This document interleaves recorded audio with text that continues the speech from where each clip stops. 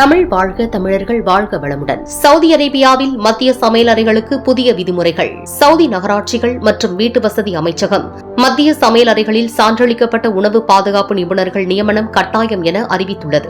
புதிய விதிகள் கேமரா கண்காணிப்பு, மின்னணு கட்டண முறைகள், தொழிலாளர் வசதிகள், கழிவு மேலாண்மை, காற்றோட்டம் மற்றும் குளிரூட்டல் உள்ளிட்ட கடுமையான தரநிலைகளை பின்பற்ற வேண்டும் என வலியுறுத்துகின்றன. சவுதி அரசு அறிவித்த புதிய விதிகளின்படி மத்திய சமையலறைகள் குறைந்தபட்சம் 100 சதுரடி மீட்டர் பரப்பளவு கொண்டிருக்க வேண்டும். புதிய விதியில் தளத்தேர்வு, பார்க்கிங், கட்டிட குறியீட்டு விதிகள் மற்றும் தெளிவான உரிம நிபந்தனைகள் அடங்கும். முதலீட்டாளர்கள் அதிகாரப்பூர்வ வழிகாட்டிகளின்படி இணக்கத்தை உறுதி செய்ய வேண்டும்.